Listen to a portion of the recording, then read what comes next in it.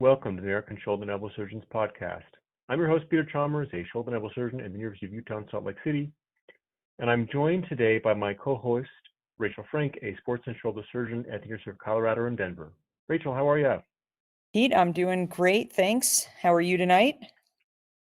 Oh, I'm doing good. Before we get started, I should mention the views expressed in this podcast do not necessarily reflect the views of the American Shoulder and Elbow Surgeon Society, the University of Utah, the Wake Forest University, the institutions of any of our guests.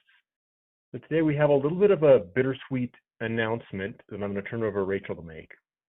Well, thanks, Pete. I want to thank you and thank the ASES for hosting this podcast for so long. The bittersweet part of this today comes into the fact that I'm going to be stepping down from my roles as co-host of the podcast. And we're bringing in some amazing, fresh, excellent talent. Everyone knows who this guy is, but we will introduce him anyway.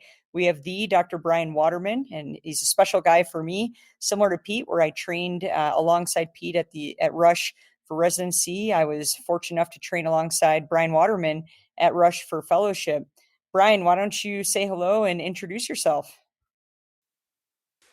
Yeah, Rachel, great to be here and great to be able to share the stage that you've really helped to establish. You and Peter have done excellent work with the podcast, and I look forward to carrying on that legacy and hopefully exploring some new topics for our membership. Thanks, Brian. For me, I think that this is a perfect time in the history of the ASES podcast to bring in some new talent, new thoughts, keep the podcast fresh, keep it vibrant, keep up with what's the latest and greatest in shoulder and elbow surgery. And there's none better than Pete Chalmers to continue with this and Brian Waterman to bring in those fresh ideas alongside Pete. It's been a true honor for me to be part of it for the last several years. Getting going really just before the COVID pandemic and carrying it on through to this point. And I look forward to seeing the future of the podcast. Well, I think from my perspective, Rach, it's been, an incredible honor to work together. You've had so many phenomenal ideas, and you've brought such energy and purpose to the podcast and such balance. I mean, it's, again, I could not have asked for a better co-host, and I have known that from the beginning, having worked with you together a long time ago as residents. And I'm sad to see you leave, but I also think that, we have Brian Waterman coming in, so I'm excited about that. So that's the bittersweet part of it for me. I think for the listeners, it's just difficult to underestimate the amount of work that's gone into this. I mean, we've spent literally days together recording this, in addition to the days offline we spent coordinating. I mean, it's got to be 10,000 emails by now. So I appreciate your constant patience with me and, all the work and energy you brought to this. And the ASCS is really fortunate to have had you make the contribution you've made to this podcast. Well, thanks, Pete. It's certainly been a lot of fun over the years. And yeah, for our listeners, the amount of work that goes in behind the scenes is difficult. So Brian, welcome to that. But you'll manage it well, like you do with everything else. And of course, Pete's a superstar, and it's been incredibly just fun. And I feel very fortunate to have gotten to do this over the last several years. Well, Rach, take us down a little walk down memory lane. I mean, again, we've had three years, 3 days of content in total lined up end to end. What's your favorite memory or favorite thing about the podcast? And it could be something that was recorded or something even that happened, like offline. As you know, we often have conversations before and after we record that I wish that we could put in because they're often so authentic. But tell me your favorite memory. Yeah, there's just too many to go through. I think for me, the best part about this podcast is getting to work with you, Pete. That's been amazing. And I think equally amazing is getting to talk to the people that we've gotten the opportunity to talk to. Certain episodes come to mind when we honored, Dr. Rockwood, and we got to personally interview Doctors Burkhead and Matson and Bigliani and Williams and Schofield. These are the mentors of our mentors. And to be able to spend 20 minutes, 30 minutes, even an hour in some cases, chatting with legends of shoulder surgery and sports medicine surgery, I don't know that there's any other area or any other opportunity and at least in my life where I would get to do that. And you're right, the offline conversations where we're talking either before or after the podcast, some of my most favorite parts. You talk about cases, you talk about life, you talk about things that As Pete said, we can't necessarily just put on the air for everyone. But it's amazing because you get to know these legends as people, and you get to hear a little bit about their life and their families and learn a little bit more about them. And they've all influenced us and our mentors so much. And to get to chat with them for a dedicated period of time, it's absolutely incredible. So I think just the people that we get to interact with through this podcast, one of my favorite things. I think another thing, we just had our shoulder elbow fellowship interviews at the University of Colorado, and the number of applicants that come up and say, "Oh my gosh, I listened to your podcast. I didn't know that was you." We're really influencing for better or for worse, hopefully for better, the next generation of shoulder and elbow surgeons. And the podcast is growing in popularity. And I think that part of this is awesome. You get to influence and hopefully have a meaningful impact on that next generation of docs. And so those two things I think for me have been really memorable. Maybe I could share my number one favorite memory of something that you orchestrated for us on this podcast is we had an episode where we wanted to get Giovanni DiGiacomo on, and we had a lot of difficulty coordinating, both because of the time change and because Dr. Giacomo is a very well-known, busy guy. So we managed to coordinate a time, and you said, okay, he's free for this 20-minute period. And I said, great, we'll make it work. And we started recording, and he wasn't on. And I remember we were chatting, you and I, before we started recording, and you were like, well, he'll be here. He's just got a constrained schedule. And he came on kind of midway through, and we discovered the reason why was because he was sitting in the locker room between matches after covering Rafa Nadal. And I was like, Rach, how did you arrange this? This is amazing. It's unbelievable. I remember that very vividly. And he just all of a sudden came on, and we're like, okay, we're going to roll with this because that's what we do. And that's exactly right. What a great memory. And that's the caliber of guests that we've had, and they lead busy lives and they're doing busy things. And yet they're willing to take time to spend with us and to share their life and experiences with the ASES. So that was a super cool episode. I also really, really loved all of our episodes on kind of the softer topics, so to speak, the less content heavy topics, but the topics where we could literally see the cases that people were talking about. And those are the complications episodes. Those ones where someone's describing an x-ray or a patient presentation, and you can literally see that x-ray and you're probably vomiting a little bit by thinking about it. And yet we never had an x-ray to look at. It's just how vividly our guests were able to describe some of these complications, in particular the elbow ones, which made me glad that I don't do, elbow replacements or those kinds of surgeries when thinking about some of the complications. But yeah, we've had some great memorable episodes over the years for sure. Rich, you're leaving us, unfortunately, but we've always valued your opinion as to where to go in the future. Where do you wish the podcast would go in the future? Or maybe what advice would you give Brian about how he should be pushing me in the future? Well, I think you and Brian are going to tag team phenomenally well, and this podcast will definitely be in a better place moving forward than where it is now. And that's no knock on Pete. That's all just changing me over to Brian. I think it'll be wonderful for the podcast. I think advice that I would have is just remember that your listeners are listeners from all walks of life. They may be students interested in shoulder surgery. They may be sports med docs like myself and Brian, who also do other work around the body and take care of athletes. We do knee surgery and other surgeries as well. And so you want to speak to the listener who's not just a reverse revision shoulder arthroplasty surgeon, but you want to keep your audience in mind.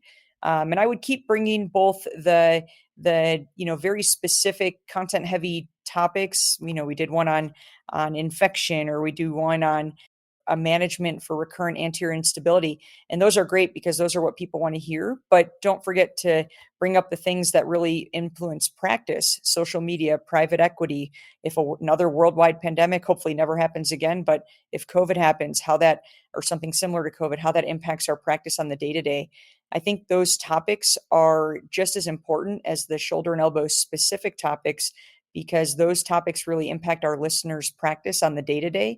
And I think those have been some of our most popular topics. So I would just encourage the two of you to keep doing what we've been doing, but keeping the audience in mind. And I think this podcast will continue to get better and better moving forward.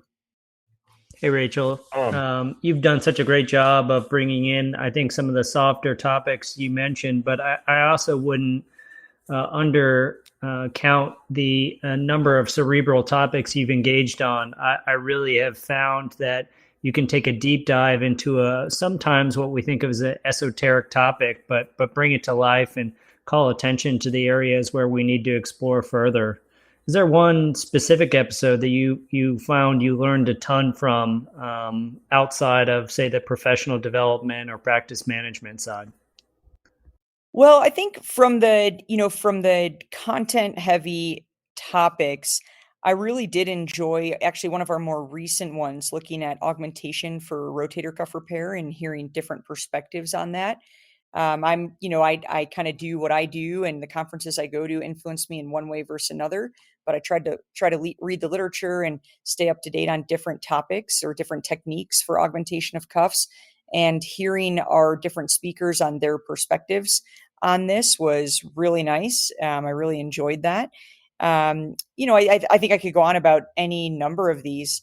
I think one of the series of episodes that I really liked was Pete's kind of series on his traveling fellowship. This was a number of episodes that he did on his own, but interviewing people that he met during his traveling fellowship and just getting their worldwide global perspective on a variety of topics, shoulder and elbow focused.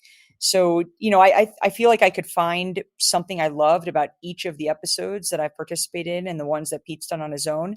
But I would say, yeah, you're totally right. Getting into the weeds on a specific topic, you kind of learn more than I think we even thought possible, and that's due to the quality and experience of the guests that we typically have on.